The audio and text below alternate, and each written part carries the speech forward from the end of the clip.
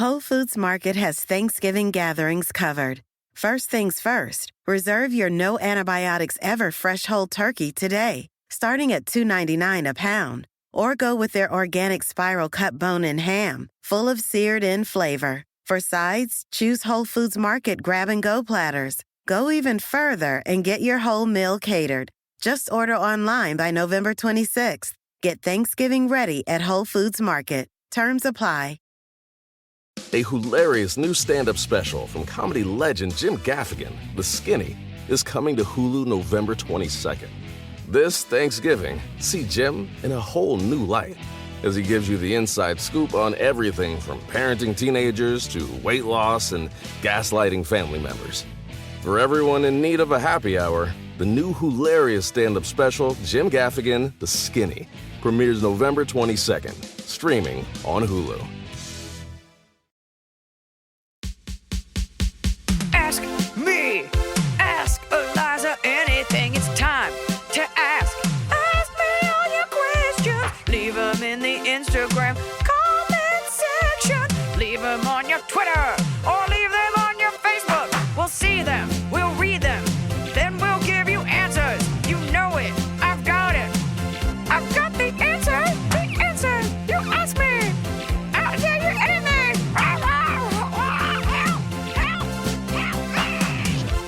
Welcome to the pod. We are here. We're headphoneless today, which is weird because it just feels inauthentic. Naked. That voice, that small voice has come out of a large man. You guys with me today is half the reason I am who I am. It's my dad, Fred Shlesinger. Welcome to the pod. And the other half is what, the UPS delivery man? Crunch Jim. Crunch Jim, okay. So we're going to get right into it, and my father really wanted me to emphasize how excited he was at the outpouring of questions and inquiries and just excitement over having him on the pod. General overall interest. I looked at all the comments and the responses and how varied and how loving they were towards you, and it just warmed the cuckles of my parental heart. So it was really cool because a lot of them were like, we said the questions, the topics, what he's an expert on, what he knows about. And then it was really kind of cool for me to see like all these longtime fans referencing specific things, book things, Instagram stories, things like that. So we're going to get into it because you've got dad questions. And I warn you, everyone, he's not a dorky dad. Everyone's like, what's your favorite dad joke? I'm like, he doesn't have dad jokes. Oh, please. But I do think you love having your face freeze on FaceTime. That's a good bit. You like having your face freeze. That's a good bit. And if there are any other Scott's dads, dying laughing. if there's any other dads listening, you should pull that on your kids when the kids FaceTime you, and then you just freeze, and your kids are going, Dad, are you there? Is there something wrong with the phone? What's going on? And I'm laughing on the inside. It's so hysterical to be punking my daughter. Yeah. But now she knows. And you also do the movie phone voice still. Hello, Hello, and thank you for calling. We'll be right with you in a minute. Those of you that are younger, you probably don't remember movie phone. Right. Yeah, welcome to movie phone. We're going to get it. I still haven't come up with a phrase yet because we don't want to say get it cracking. What's a better phrase instead of like, let's get it going? What should I say? How about, I got one. Okay, one. Go. Out of the box. Out of the box. Here we go. We Sung asks, what is one of your biggest pet peeves when it comes to bad drivers? We only have an hour. You have nailed a great question. First of all, I've been driving for almost 50 years, and I have seen so much. And in my previous life, I used to travel a lot. But my biggest pet peeve is the ignorance of turn signals. People think this country. When they want to change lanes or make a right from the left lane, you got to be telepathic and like, fuck you, I'm making the turn whether you know it or not. And we're looking at cars that are worth $80,000 to $120,000. You can't tell me that they don't have fucking blinkers. They all have blinkers, and that drives me crazy. And I'm going to reference one of my Fridays with Fred. The other thing that drives me crazy is all these inane elderly senior citizens that drive with that stupid blue parking placard hung from their rearview mirror, and it says right on the parking placard, this is illegal to drive with. So, like, I want to be on a one-man crusade and pull over each one of these Old people. senior citizens and go, why is that hanging? Oh, having it actually hanging while you're driving. It's hanging and driving. It's not a driving placard. Okay. It's a parking placard. Yeah. And tell me why you have that, Ethel. Ethel! Matching this emphatic enthusiasm, I was having sort of a frenetic, frenzied day the other day. Smokey Husker was in the car, and there was this girl driving next to us. By the way, a pet peeve of mine, and I think it's been a bottom of the cob, people describing their in-traffic stories, because I can't visualize it. Like, when you're in the right lane, but you have to... I'm like, no, I don't know why you're late. I don't care. But I was with Smokey Husky, and there was a girl in front of us, and she missed turning because she was on her phone. Then she was driving on her phone. People honked at her, and I zoomed by her, and I was driving, and I rolled down Smokey Husky's window, and I yelled at her, "Get off your phone!" And she jolted, and then she did, and my husband was like, "You just yelled so loud in my ear," and I was like, "I love you, but I don't care."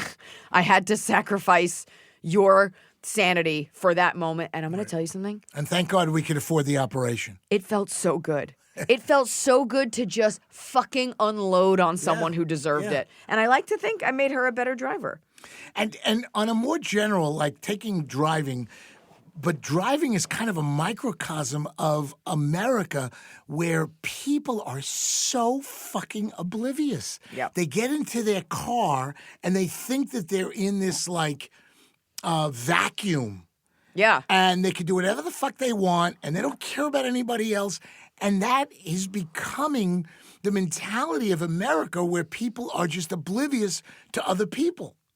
And the driving is just an example of that. Do you think that's becoming it? Or isn't, in many ways, this is how it's always been? And while social media has furthered our horizons of seeing people and having access to things, I think we all are even more now. Are we even more in our own bubbles, or do we just see now how everyone's in their own bubble? I think that we're more in our own bubbles, and I think it's a generational thing also. I definitely do. It's true. Yeah, that's totally true. It's 1,000% true. Yeah. Because it's definitely my generation and younger. Yeah, but don't get me started on this whole assumptive mentality that people under 30 have, and that everybody, in other words, they think everybody is their parents and that everybody's going to take care of them. Well, it's not life. It's not true. And when I find a young person, like I mentor young advisors in my practice, and when I see somebody that's just picking themselves up by their bootstraps and they want to make a living and a career out of being a financial advisor, I'm all in. But some of them get into the business because their father told them to get into the business, or their father was in the business, and they have this attitude of doing you a favor. Don't do me any favors. Is it a generational thing, or is it just the youths? Is it just the youths? The youths of America. Two youths. Yes, two youths walking down the I think street. the older generation always, and I even looked this up for something we were doing, like going back to like ancient Rome. Philosophers were talking about the younger generation. Yeah. And I do think there's that when you're younger. And then we got people that work hard, like Sutherland Meg. She asks, what's your advice for young people who are trying to save up for a house and pay off student loans on a teacher's salary? Now, before we answer that question, my dad is a financial advisor, but there is this caveat. He cannot legally give you financial advice. Just like without... Because I'm licensed. Because he's licensed. So when we're going to answer these questions, this is without real context, and this is also speaking in generalities. So don't fucking sue me because he gave you something and you're like, I put it all on red. Right. Fred said red, and I went with it. So when you listen to the Dave Ramseys and the Susie Ormans, these are people that are unlicensed. Financial personalities. I got these earrings. They're like financial Oprah Winfreys. That's all they are. So Sutherland Meg. What's your advice for young people who are trying to save up for a house and pay off student loans on a teacher's salary? So there are three dynamics going on here. And Sutherland Meg, you need to understand that I am very devoted to educating teachers. I do teacher retirement workshops in the DFW area, and I think that the teachers are our unsung heroes, as nurses are, and they're dramatically underpaid. So typically when I get a teacher and a non-teacher spouse, we take a look at their cash flow. We take a look at their monthly expenses. In most cases, your student loan, your interest rates are very, very low.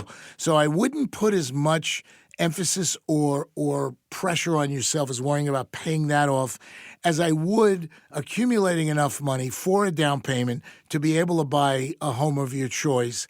And even if it's a small starter home, residential real estate remains a very, very solid investment in America. And the market today is very good. I don't know where you live. And on top of it, on a non-financial basis, the pride of ownership is priceless. So what I would do is really look at trying to save for that first starter home, continue to pay down your student loan, but not really worry about it. Fuck your student loans. And, maximize, of course, your TRS or your teacher retirement plan, which you have to maximize anyway. Christini, what is it? Christini cat. That's almost as hard as an underscore. Wait, I had that for an appetizer. Didn't we just have a Christini? A Christini cat. Oh, a Christini cat. Yes. Fall has fallen. Winter is on its way. The days are shorter. But just because, they feel shorter. And just because the days feel shorter doesn't mean your to-do list gets any shorter. You still have to power through your busy days. And a great way to do that is with nutritious food from Factor's no prep, no mess meals. At the end of a short day in the fall or the winter, the last thing you want to do is have to cook. Factor has got you covered from breakfast, snacks, dinner, anything in between. Factor has easy, nutritious options to keep you fueled, like their chicken Florentine with spinach and garlic chili cauliflower. You bet. That's what I want to make myself at the end of a day where I am exhausted and my husband isn't home. Whether you like routine or you enjoy mixing things up, Factor has you covered with 35 different delicious meals every week and over 60 additional convenience options you can add on, like keto cookies, pressed juices, and smoothies. And because Factor meals are chef prepared and dietitian approved, you're going to love not only Factor's meals taste, but also how they support your goals, even if your goal was just making yourself dinner. Head to factormeals.com/Iliza50 and use code Iliza50 to get 50% off your first box and 20% off your next month. That's code Iliza50 at factormeals.com/Iliza50 to get 50% off your first box,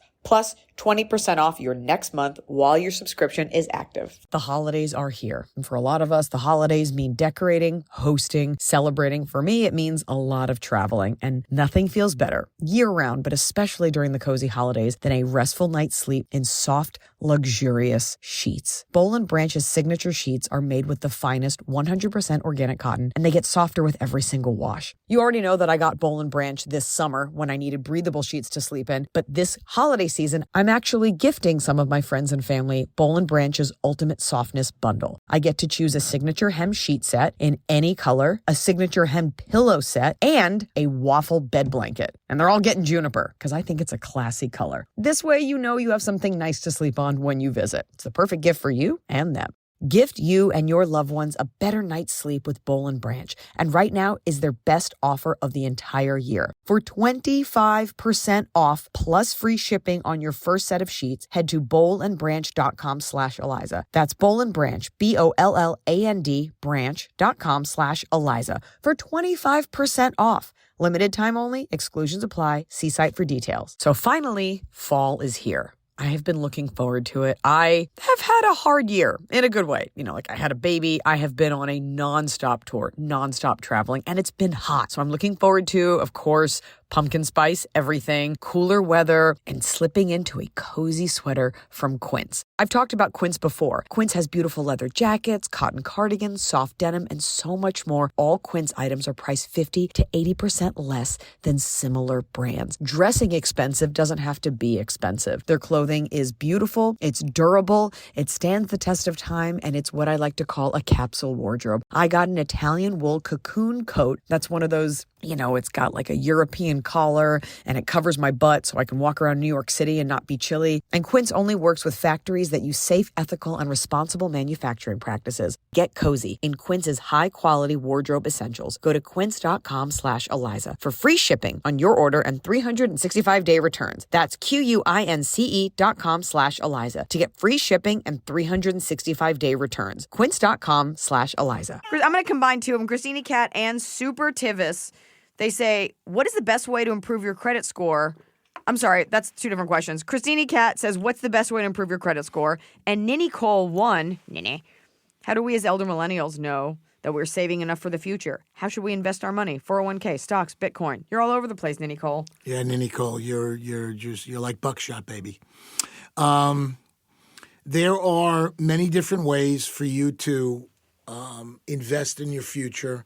There are qualified retirement plans and there are non-qualified retirement plans. So you have to decide early on how you want your money to grow.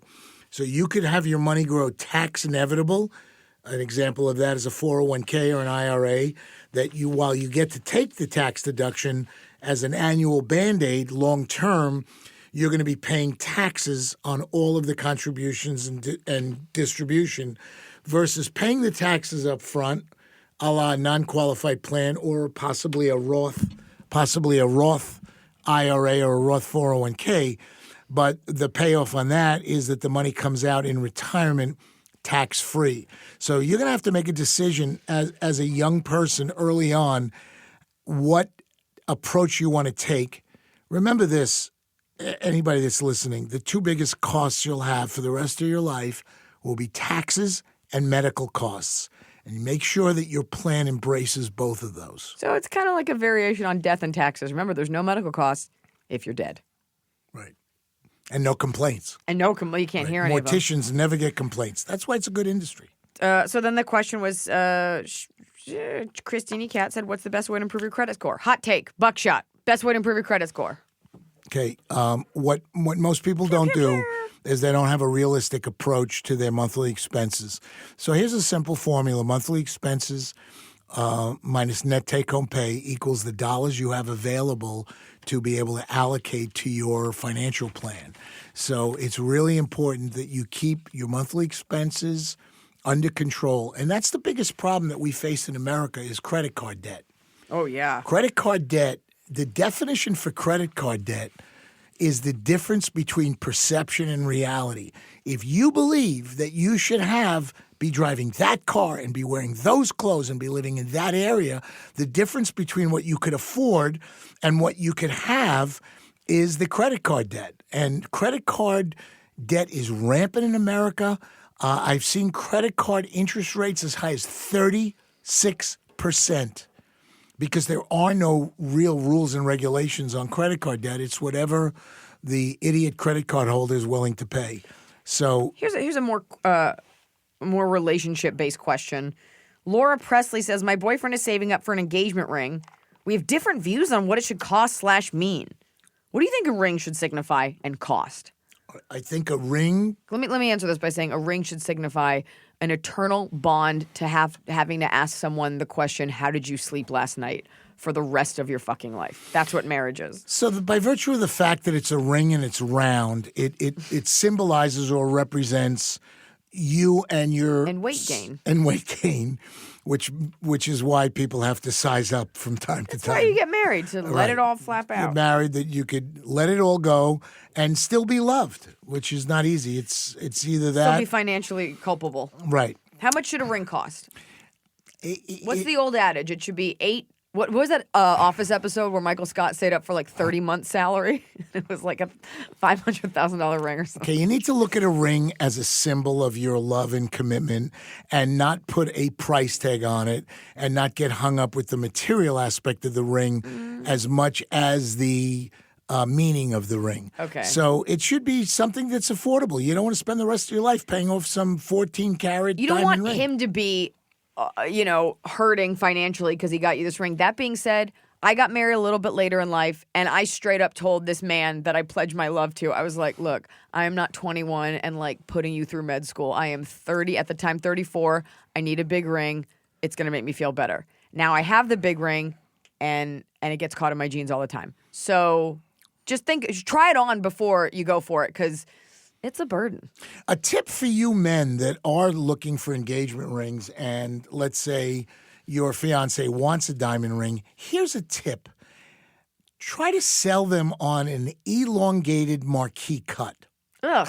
No. Nobody wants that. Well, that's precisely the point, which is why it's so inexpensive. But my fiance at the time wanted a elongated marquee cut, and once I realized how inexpensive it was, I go, that's a great choice. We'll get you two. We'll get you two. One for each hand. Marianne now, I 43. What's the best advice you'd give your 20-year-old self now? Keep it light. Keep it fun. Keep it fresh. Keep it Fred. Keep it funny. Keep it funny.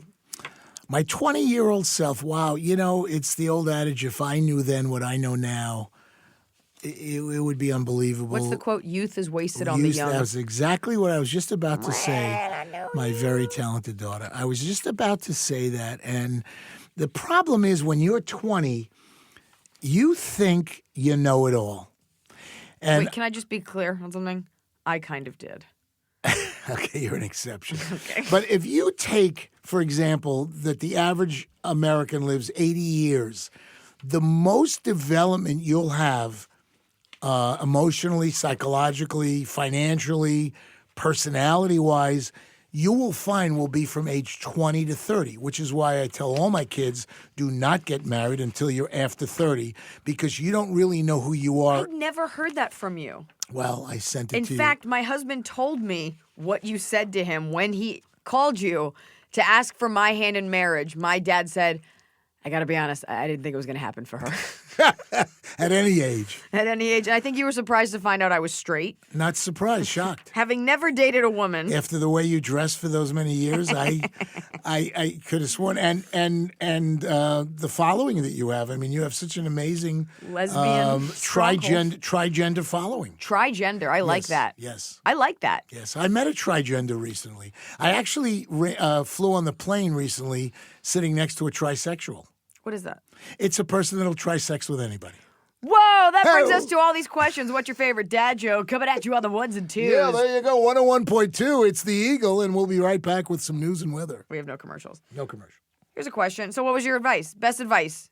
Buckshot. Best advice for the a 20-year-old. What was her name? I lost it. You lost it. This is your show. Marian Now I. Marian 43. Now I 123. How's your mother?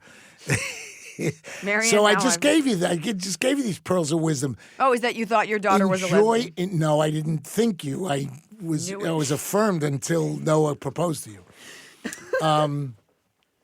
Enjoy your 20s to 30s. I think that they're the most developmental and dynamic decade. That 10 years is so important. And don't make any major decisions or rash decisions during that decade. When you hit 30, you're pretty much going to be who you are, and then I could see you moving forward. But enjoy your 20s. You're probably going to be out of college or still in college. Probably going to gain like 7 pounds. Gain weight, but gain weight in the right places. Yeah. Gain weight where men want you to gain weight. What? What? Who What said that? Can we cut that? No, Luckily, we have that an edit button. It stays. Everything stays. This is raw. This is organic. This is live. 101.1, the Eagle has flown in. Where do men want women to gain weight? Say it. Clearly. Oh, they're going to say the clitoris. That's what I thought you were about to say. I think most men don't, you know what? Don't box me into that. Why? I'm not boxing you in. Not the arms. I would stay away from weight gain in the arms because nobody wants to be married to a Batman with a cape for arms.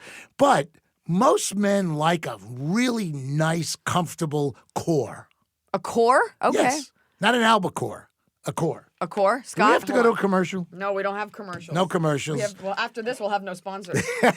What? I was going to say the ankles, because people like a nice sturdy base. You get some cankles in there. People know that you're firm. That's Emily's laughing in the back. They know you're stalwart. Exactly. Are we on the air?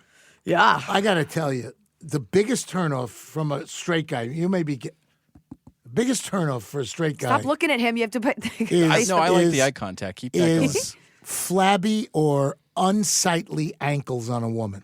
I don't know. That's the biggest turnoff, not an opinion? No, it's below the waist. It's one of the biggest turnoffs.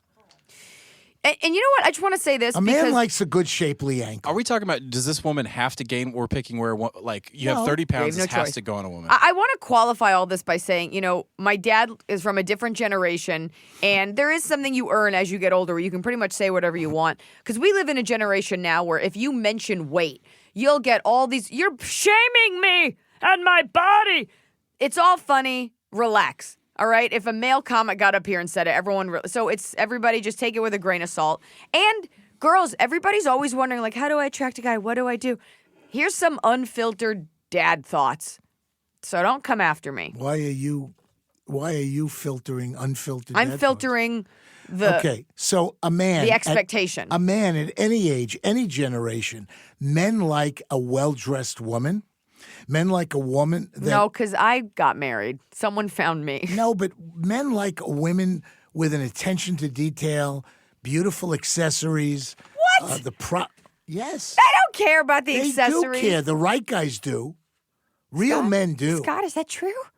Scott, do you care? Yes. It's not all about the sex. Mostly. All right. All right. All right. All right. So you lied. No, well, You lied no, to I me? didn't. I didn't lie completely. I lied partially. All right. So ankles. You like so. Ankles could be very sensual. I'm telling you, they come Really? from a good village if they have nice, sturdy ankles. Yes, it's from stomping on all those grapes. There you Right, go. Exactly. You got a workhorse there.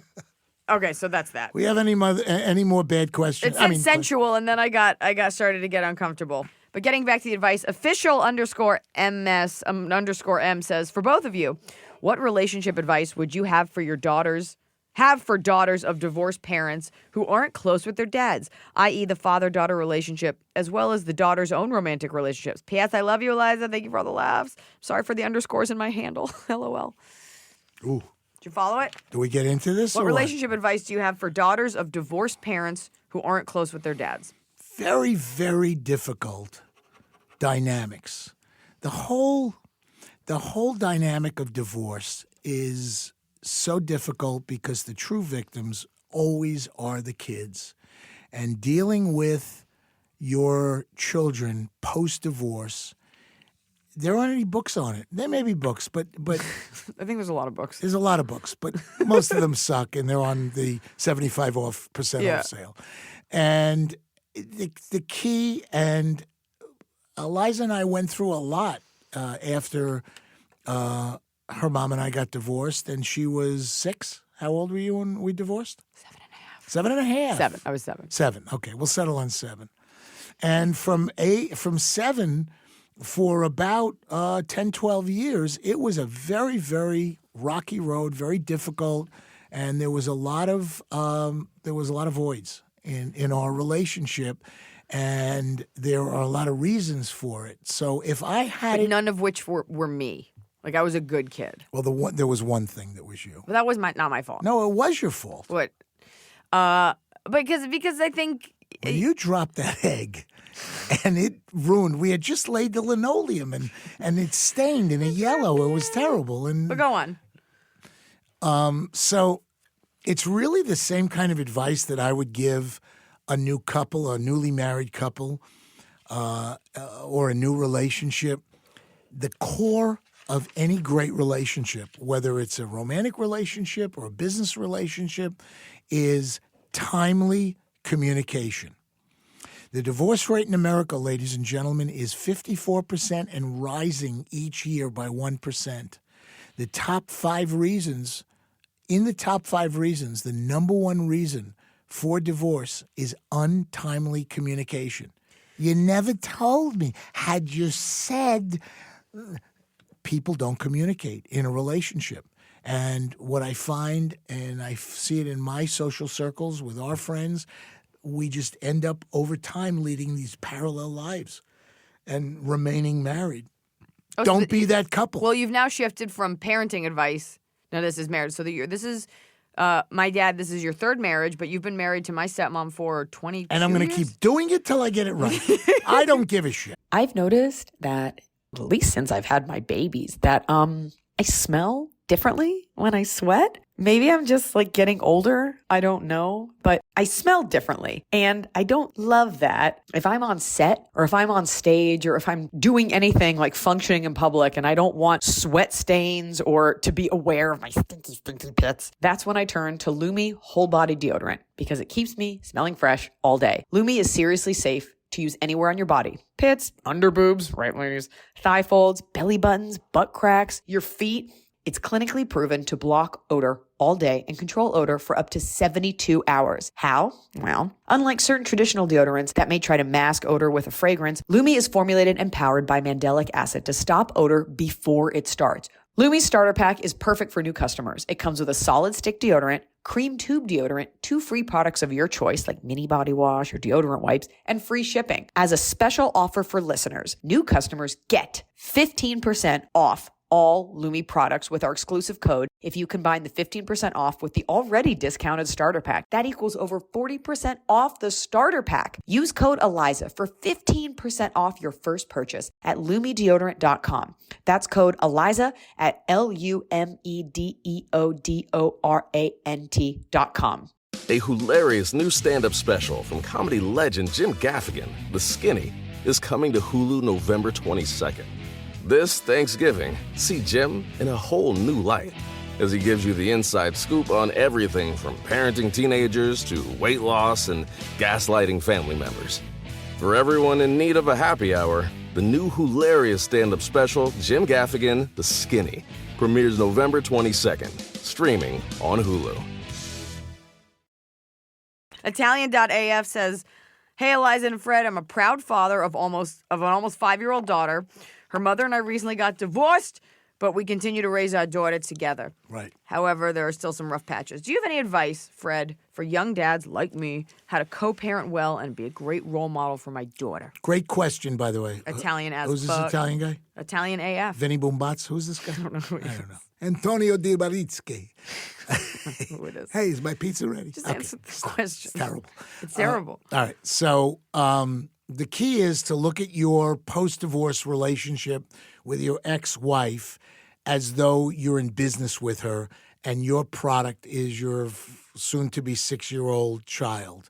And you have to treat it that way, that you will be mutually in her life as her loving parent. And she needs to know as she gets older that your styles will differ. She also needs to know as she gets older that you're going to get into other relationships, and those dynamics are going to shift.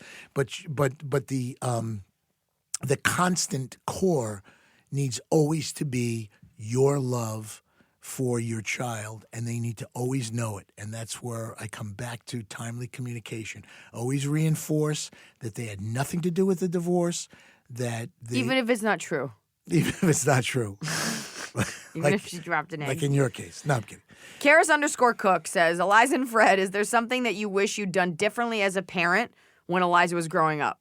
Or is there something you'd like her to know about you that she doesn't know?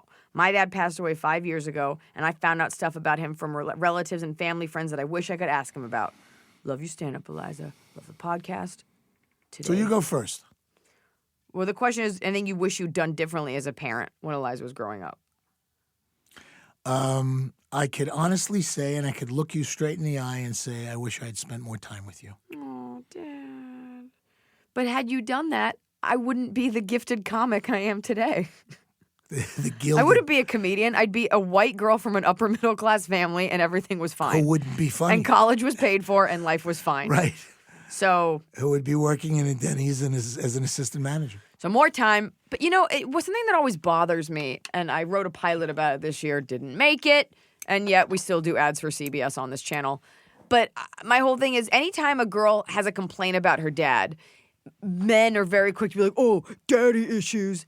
And it's like, well, when you have a complaint about your mom, you're just, you're Oedipus, you're a school shooter. So you can have a gripe with a parent, and it doesn't mean you're so fucked up and you're, like, doing porn or something. Because my parents got divorced, and my dad moved away, and I never didn't like my stepmom. I've always liked my stepmom. And then, but I think... To this day. She's fine. She's delightful. No, she's delightful. She's very nice. She's the nicest. The nicest of the nice. But you tried where you could where it worked, I remember you coached my softball team. Love that. And then As shitty as the team was. it was. So I remember that. Aaron in center field was a disaster. Do you remember the positions I played? Dugout? Okay. I'm not spinning this narrative. And scorekeeper. No, I was a key player. When? The 11th player. In something. On a 10-player team. Is there something that you'd like her to know about you that she doesn't know? Yes. What is it? No, what is it? Is it? I don't want to know what your penis looks like. Oh, you want to know something about me? The question is there something about you, Fred, that you'd like her to know about you? Don't talk about your penis. Oh, that's disgusting. Don't talk about your dad penis. Why would you even bring that up? Because it's the only thing I wouldn't know. I know everything. And on top of it, that's a hard question. Is that a penis joke? Yeah. Oh. Sorry. Oh boy, we'll go to commercial. Yeah, okay. Something you don't. I don't think so. I think there should be a healthy line. I think you have a real good feel for who I am as a man, who I am as a person. From a young age, I knew exactly what type of body my father preferred on women. He made it very clear. Oh, really? Yeah. Share with the group. No. We'll just be driving. He'll be like, look at this. Look at this one. She got a fat ass. Oh, she's nice. Is that Ben calling? No, that's my is that Barbara? my nice wife. I don't know. I don't know. Like I wrote Girl Logic, and there was some real stuff about my life in there. But I'm a pretty open book. I don't go to like a weird place at night other than the Comedy Store. Yeah, but the question was, is there something that you'd want to know about me that you don't know about? It was for both of us. Or is there something that you'd like her to know about you that she doesn't know? So the question is for you. Well, we've solved the issue of sexual preference.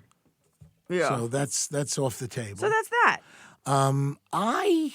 I would love to know more about your sense of fashion. Why? That's not the question. What do you mean? What's the question? The question doesn't. We'll move on. My sense of fashion? Why? Because you want to test it? Because you want to mock me? No. You think because you come in a color-coordinated zip-up vest and a striped shirt that you know something? Tommy Bahama head to toe. Oh boy. They should be a sponsor. What do you like better, Tommy Bahama's clothing or their restaurant? Oh, their coconut-crusted prawns are to die for. This is the ultimate dad move. It's not a dad move. Yes, it is. Scott, get on the cans. Loving my dad. If you go to his Instagram, NYFred, the number 4U, he wrote a restaurant review of the Tommy Bahama restaurant. Just the desserts. Their desserts are unfucking believable. We looked at a few of his, and I thought they were really well written. I liked I can't them. hear a damn thing you're saying. It's because you don't have the headphones on. He said they were. Hold on, let me scream through the glass. They were well written. Yeah, I thought your reviews were really. We looked them up at one point. I thought they were really well written. You offered pairings and stuff. You were very complimentary to the chefs. That was really nice. Yeah, it's something that I aspire to. I would love to have a food blog. I think I have a real good feel for what great food. What's stopping you? Huh? What's stopping you? I don't have the time. I'm so busy. I have so many things going on. But it's something that maybe in a few years I'd love to be able to do. Why can't you do? Here's what you do. You know when people write their opinions on the toilet, which brings us to and you're on the toilet. Oh, are we going to go with that shit question? Yeah, here it is. Oh, I love it. I'm so glad we're going to talk about shit. TJE 147. You just have a question. I just have a question about dads in general. Why do they love to give bowel movement updates, or is that just mine? No, you're not alone. What's his name? Scott? Mushu Scott? What's his name? Mushu Scott. TJE 147. TJ. That's Scott in there. Why is your middle finger up, TJ? What is it? TJE 147. Okay, or so 14.7. I don't know if it's a guy thing or a dad thing, but I will tell you from this dad, when I could take, and I'm going to qualify it, a great shit, there is nothing.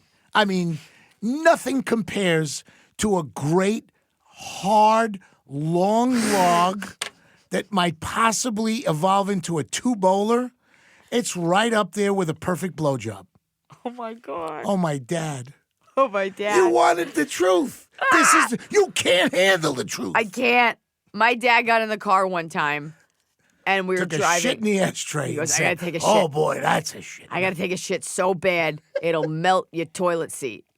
And then he goes, you're gonna need a can of Raid when I'm done in there. Like, just threatening me with what it's gonna be like. Okay, what was his name again? Scott? TJE. TJ. 147. There is, and I think you'll agree with me if this was a call-in show, an incredible sense of accomplishment in producing a quality. It's not a call-in show. It's not. in producing a quality shit. Women get on they get on the toilet. They can't wait to get off the toilet. Men, I'll sit there. I'll read a New York Times. You could write your food blog. Yes. Is my point. Yes. I'll read a New York Times. I'll read my tennis magazines. I even have a television screen, a monitor in my toilet so I could sit there and relax. People don't take the time to have quality shit time. They think shitting is just do it and get it over with. But you should be able to relax because you don't want to tighten up because it creates hemorrhoids. Took 3 strokes off his golf game by reading that magazine last week. Absolutely. Yeah. I don't think women want, I mean, you don't want to like miss the party, but I think men are given this sort of, given or claim this impunity when speaking about bowel movements that women sort of haven't been given the license to do. People sort of cringe. But I shared with the audience, I don't know if you listened to this episode, Dad, when I had my Kashi Goleen crunch and I ate too much of it. And yes, it almost, I did listen. Almost blew out the whole region. Right. So, but everybody. It was bordering on a power outage. It was brutal. On parts of New Jersey. Well, since we're talking about poop, which at one point was food, let's get into everybody's topic, food. Food. Fred. Food for 25 points and the bonus round. Laffinsky says, Who? what is... You don't know these people. We don't know these people. Why What are is they a calling weird in? food combination, i.e. PB&J with Doritos, mac and cheese, and hot sauce, that you find both repulsive, but which do you find the most delicious? So we're talking about food combinations. Okay, here's what I can't stomach.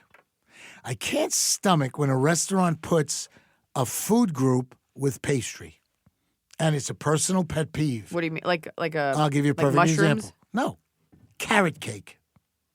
Is that one example, though? A fruit Is it a and fruit? pastry. It's a Carrot, tuber. Vegetable and pastry. Can we edit that? Vegetable and pastry. No, leave it in. So you're coming to a fine restaurant. Carrot cake's delicious. It's horrible. Oh, But does Listen the to cake me. count as a pastry? What? yeah, Isn't cake's pastry not a flaky? pastry. Is Well, it? the Yeah, carrot is the vegetable, and then the cake is think the it's a pastry fruit. part. Right. But when was the last time you sat down at a restaurant and you had a dinner and the waitress comes over and says, "Hey, would you like dessert?" And you said, "Yes, I would." Well, we have these delicious broccoli cookies for you. Nobody talks about that. In LA, we have like zucchini cake and beet things. I don't know, because you're high. I think that what he's looking for is more of like a combo, like peanut butter on a burger. Horrible. Okay, That's horrible. these are horrible things. First of all, I hate peanut butter. It's just so. Is it guyish? Oh, it's very guyish. I was explaining Jews this on a don't podcast. eat peanut butter. There you go. They don't eat peanut butter. You never see a can of, what is that, Jiffy? Yeah. The fuck kind of name is Jiffy? Hey, can I have some of that Jiffy with the saltine crackers? That's really terrific. And then afterwards, we'll go get a slice of white bread and we'll go to church. I think it was Lenny Bruce or someone gave this whole thing about like what's Jewish, what isn't Jewish, and who's Jewish even if they aren't. Everyone is some kind of Jewish. But I was saying on the podcast recently, like there are things that Jews don't eat. Not because it's not kosher, just because It's in bad taste. like we're talking about a glass Literally of in milk. bad Milk with dinner, yeah. Like Scott would have milk with dinner. When I was a with little meat. kid, pasta with a ice cold glass of 2% right But there. would you ever have an ice cold glass of milk with a porterhouse steak? That sounds weird, but I'm not against it. It is so repulsive. Yeah. And it is so bad for your digestive system. And your butthole. Yeah, when it mixes with all that wine, it's going to get weird, I'm sure. Well, you're not Milk gonna, wine? What? Who drinks milk and wine? That's what I'm asking. I don't know. You're No, a but you wouldn't have you're a- a freak. You wouldn't have a bowl of pasta and a glass of milk. Oh my God, that's hideous. You would never have a glass of milk as your beverage ever. The only glass of milk that it would accompany would be warm, delicious pecan Carrot chocolate chip cookies. Yeah, broccoli cookies. Broccoli cookies. With the little florets on the top. Emily wants to chime in because Emily, Emily, you have to go she's to the from bathroom? Georgia. Oh. She's the color of milk. Yes. I drink milk. Get up all on the that mic. time. Get up on Very that I hot love mic. milk. I drank it with dinner every day. That's insane. And look at you. Look at what you've become. You're a pasty, milky Caucasian woman. That's true. Okay. At least you own it. Come to Milk. think of it, I'm pretty white, too. Very We're all well. very. Yeah. The two of I'm you. pale because of my dad's side of the Two family. of you could be the technical advisor on Casper the Friendly Ghost. I was, actually. Yes, you The were. cartoon, You're- the new reboot. Yes. So that gross because for cultural reasons, different combinations gross us out. And a big glass of milk is just sort of unheard of in a Jewish household. Dreyoff, 75. Hang on. I want to stay on something. But it's not about financial advising, is it? No, 'Cause it's nothing to do with it. I want to stay on the Jewish thing. Okay. Why is it we have what is the month of February? Black Appreciation Month? Black History Month. Black History Month. Why don't we have a Jewish History Month? Why are you looking at me? Look at the Jews and what they've accomplished and what they've done throughout the world. Aside from America, we should have not a day, not a week. We should have a month dedicated. Who has the time? Who has the time? Who has the time? So busy baking bagels. Who has the time? That's fair. Yes. That's fair. And you know what? I bet if we lobbied about it, we could get it. But why is it only a black appreciation? There's also a Women's History Month. Just recently. It's just recently. They just got it last Thursday. I think I it don't started. think there's anything wrong with But it. a Hispanic Appreciation Month, a Greek Appreciation Month. There's 12 months in the year. Each ethnic group should have their own month of appreciation. It's exhausting. Because by the end of the I'm month... tired even talking about it. Can but- we get some more Fresca? And what if you're like No, we're fine. Andalusian and that's your country? You get like a day. Isn't that an island? No. No, you get an hour. You're thinking of... If it's like Puerto Rico, you get an hour. Tiny. Okay, ready? Yeah, Mario, go. You're on. Yeah, go. Dreyoff 75. What is the single best dish you've ever eaten? And would you ever tell Smokey Husky if you didn't like something he made? You know, it's very funny that you brought that up. Who was the... Dreyoff 75. Dreyoff. So Smokey Husky and I have recently, because we've had our relationship for 2 years now. Mm-hmm. We talk about food because he obviously, his whole world is about food, and so is mine. And later on in the show, hopefully the question will come up is, what's the worst restaurant experience? I just wrote it down. All right, just tell it. Okay. Because I just wrote it down as the So next do you want to question. skip to that? Because I want to answer the question. Well, answer the question, So and what was I'll the keep us question on again? track. I got a headache. What is the question? What's the best dish you've ever eaten? Okay. Would you ever tell Smokey Husky? My whatever. favorite go-to meal, like entree we're talking about, right? Yeah. Is a veal chop porterhouse. Oh boy, that brings back memories. Let's go. Uncomfortable memories. Go ahead. Well, I won't tell our story. It Why is not? a Schlesinger family tradition. Culinary More tradition. of a curse. It is a curse. It's like any A curse and a blessing at the same time.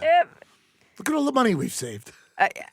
because you don't want to be a schnurrer about it. Okay, It's you never, have to define schnurrer for all the Gentile listeners. Go ahead. A schnurrer is somebody that goes out of their way to try to get something for nothing. And it's premeditated. It's not like you got a complimentary dinner. It's like suing, I don't know, someone that had a female focus show in L.A., suing them for allegedly not letting in men. It's like the guy Perfect example. Yeah, it's like the guy that sued the Oakland Athletics because they gave out hats on Mother's Day Right. to women. No, And they gave sued- out mothers on Hat Day, I think it was. It's like that. It's like an ambulance chaser. It's, Right. It's like it's that. just somebody that is just a Hypothetically. cheap motherfucker and is trying to game the system. There you go. That's a schnurrer. So go ahead, continue. No, so it's just like this Schlesinger family curse where we go out and it's like all the bad waiters and bad meals flock to the restaurant and anything that can go wrong always does. For the last several meals I've had, because we are, and people they're like, oh, you're so entitled. No, I'm paying for something. I just want what I paid for. I will eat something if I don't like it. I'm happy to pay for it and leave, but I just want people to do a good job. So this goes along with that. So tell the story. So my wife and I were coming back from a tennis trip. This is in the hill country, and it's late afternoon, and we were hungry. And we stopped off at let's envision a poor man's version of Maggiano's, or actually a poor man's version of Olive Garden. I don't know if there is such a thing. But we went into this. It was a family-owned Italian restaurant. It's like 3:30, 4 o'clock. No one in the restaurant. We sit down. We order some appetizers, eat the appetizers. It was decent. And this is before we went home to Dallas. So this is in between Austin and Dallas. And we order our entrees, and we're sitting and we're talking like any couple would be. And all of a sudden, out of the clear blue sky, literally, here's what you heard. I'm going to put the microphone down. You heard a thud to the left of my wife, and it was a dead rat that fell from the rafters. Now, put yourself in her position for a second. And the rat not only fell from the rafters, but fell and finished face up, like with the little belly and the legs, like rigor mortis had set in. And it was staring at my wife. Now, we hadn't eaten yet. And we come to find out that they had just fumigated because they had a big rat infestation, and they fumigated the whole strip center. And the rat was like drunk on the rafters, like wobbling back and forth, and then finally fell. I challenge any of our listeners to come up with a worse restaurant story than the cascading rat. Cascading rat. I can't top that. D. Finky asks, since you're a foodie, what's your biggest pet peeve about the restaurant/bar industry? Oh, boy. It's incredibly overrated. The whole thing? Overpriced.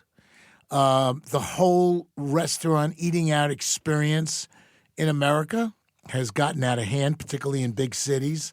And it's coupled by the fact that the quality of service is not on the same level as the quality of the food. And I don't know where you live, but I live in Dallas, and we have the highest amount of restaurants per capita in the United States.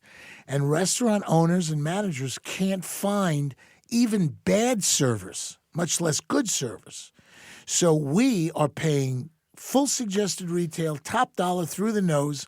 We're getting high-quality food with shitty, unprofessional, amateur service. That's my beef. That's my beef, and I'm sticking to it. All my veal. Last question. Al Z. Hoff. Side note, Scott always gets us water. You got Armenian water. I'm looking at this glass, and I'm like, And why is there the Eiffel Tower? that's not an Eiffel Tower. What It's is an A for Arat, and it's that's an an Eiffel Armenian-sourced water from the Republic of Armenia. Why go so far? Why not just whatever they Why had go at to Smart & Armenia Final? for Where did water you when get it's- You were this? flying in from Dallas. I thought I could get you some top shelf water. You did a great job. Scott, Scott, our engineer, went out of his way and made sure I had two, not one, but two cans of Fresca, which is my drink of choice. It's an uncelebrated drink. Yes, it is the unsung hero of carbonated beverages. I actually brought you 5 because I didn't know what kind of day you were having. Well, I've drank two, so we're almost halfway there. There we go. Last question. Fresca Alzi. is grapefruit juice, carbonated, This is zero my whole calories. life. This speech is And the that- soundtrack of my youth. I got to say, I don't think I've ever even tried one. And at the end of the day, It was before LaCroix. There was Fresca. yes, yeah, long before. Look, Fresca was created back in the '60s with Tab. Like I didn't live with my dad growing up, but I can still hear this booming, echoing. Who drank my Fresca? I swear, if there's only one left, Gonna kill you. I'm gonna crack you. I'm gonna crack you upside your facial hair. Alzihoff, what would he name his restaurant? I don't know why you put restaurant in quotes, but I think you should give them the steakhouse pitch. Okay. Pretend that they're all. This is Shark Tank. No, pretend that they're all Smoky Husky, and I presented my plan to Or Smoky just Husky. pretend that these are normal people with brains that might So listen the to this. concept is to offer a restaurant with regional tasting steaks. So taste steaks, steaks What? prepared. A lot of Fresca. Steaks prepared from different parts of the country. And I thought the name was a brilliant name, which Wait, hold on. What do you mean from different parts of the country? You need to Well- elaborate because that makes it sound like you've prepared and then flew it in. there'd be a New York cut, there'd be a Kansas City cut, there'd be a representation from Chicago, there might be a representation from down south, like the Carolinas or even New Orleans. Wow. And maybe there's a, high fashion LA cut. Who knows? What about like Maine? It's just a lobster. Right. There's Okay. no steak served in Maine. Okay. So the name of the restaurant would be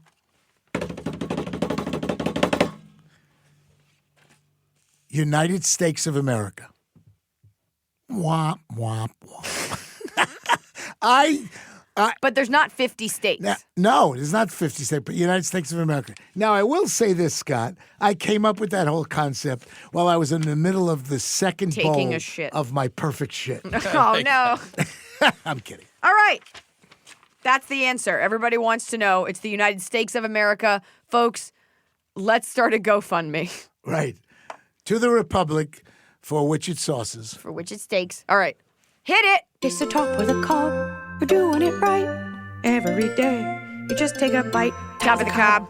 It's the top of the cob. It's the top of the cob. Meh, meh, meh. Bob, Bob.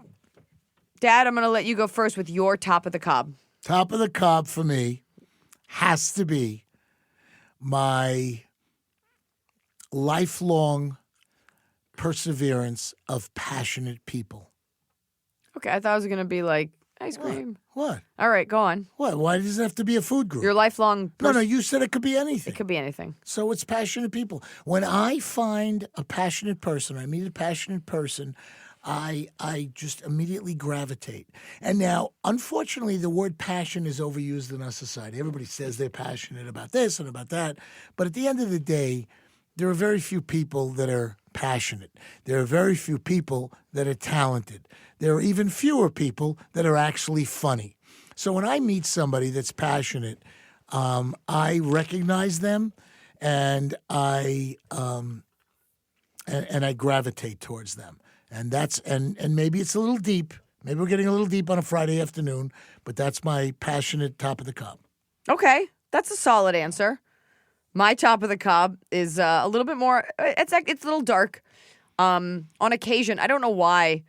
I don't know if it's a carbon monoxide detector or a smoke detector, but it will. If the shower is too hot, it absorbs the steam or something, and it will go off. Don't ask me why, but it'll go off in our house, and it makes, as we all know, a very high-pitched beep, which if you have a dog, you've seen freaks out your dog. And one time it went off, and I was in the shower. I think I talked about it on the show, and Blanche came in. She hates water, and she was shaking, and she was so scared of the beeping that she put her little paw out, and she made her way into the shower to be near me. Aww. And I turned the shower off, and I scooped her up, and it felt so bad. So today I was taking a shower, and it only beeped once.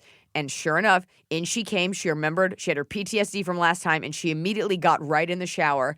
So my top and bottom of the cob, it's the bottom of the cob because I was so sad because she was trembling, and she was so scared. But my top of the cob, because I was like, oh my God, I love how much you need me right now. And I got to stay in the shower. And then I was like, are we going to take a shower together? And so it was a little Munchausen's by proxy because I was like, oh, you're scared? Oh, you need mama? Oh, I'm so scared. And I was kind of hoping it wouldn't go off. But I was sad for her that she was so terrified.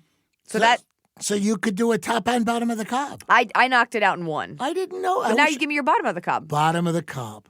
Bottom of the cob has to be Trembling. white men, late 30s, early 40s, that have absolutely no regard to their waistline. Go on. So you're in a public area. Let's say you're in a mall. Nobody's in malls these days, but you're standing in line to go to a movie. You're in a restaurant waiting to sit down, and you see this schlub. So how do we define schlub? Like we define schnurrer. What's a schlub, Eliza? A fat, Just lazy. a fat, lazy guy. Schlub. It is what it sounds like. That has no regard for his presence, for his health, for his family, even. And so, my comedy mind goes to: what if I'm one of Todd's pair of pants hanging in his closet when he goes in the morning to pick up the pair of pants, knowing that his gut is hanging over the waistband, over the belt. So you can imagine I'm the pair of pants. I can imagine. And he's walking past me. I'm the navy pants. He has navy tan charcoal. And I'm going, please, Todd, please don't fucking pick me. To spend the entire day bent over to be supportive of your out of shape belly because you don't give a shit because all you care about is eating crappy food. I don't want to be that pair of pants. Yeah. And I would feel terrible for not only the pants, but his poor belt that's now on the one hole, the last hole. Because a belt properly worn, there's 5 belt holes. You want to have equidistant pressure, and you want to wear your belt on the 3rd belt hole. 3rd belt hole. So now he's on the 1st belt hole, and he's going to the cobbler to punch new belt holes till he gets to the very tip. Todd, what are we doing here? What are we doing, Todd? Jenny Craig, what the fuck? Go get a salad. That's my bottom of the cob. That's his bottom of the cob. That's my dad. Today's episode brought to you by Fresca. Fresca. And the wonderful and our wonderful Armenian friends at Vervote. Arabate. That's the top of the Shalom, cob, bottom of the shalom, cob. Shabbat shalom. That's my dad, Fred Shlesinger. You can follow him on Instagram at NYFred, the number 4U, NYFred for you, New York Fred for you. Check in. Check out that Tommy Bahama dessert review. Oh, it's delicious. And for those of you that have asked, and I've had quite a few people, Fridays with Fred will be back. This is the first installment of Fridays with Fred. While many people don't realize that, it's disguised as Ask Iliza Anything. Get your healthy dose of dadisms. Has your dad passed away? Are you not close with your dad? You can borrow my dad online, and he'll talk to you. Anytime.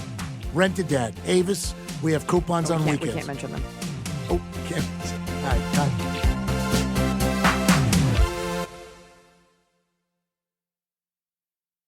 This Thanksgiving, Butterball wants you to really connect. Let's get back to laughing around the table, sharing stories, and making memories. Let's talk like we used to. We'll help with the turkey so you can enjoy being together. Visit Butterball.com for turkey tips.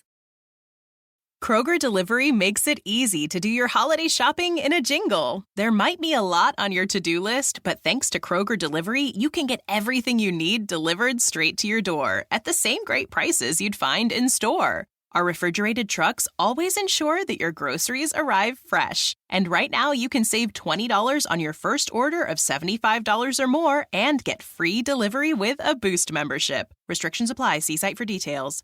Kroger, fresh for everyone.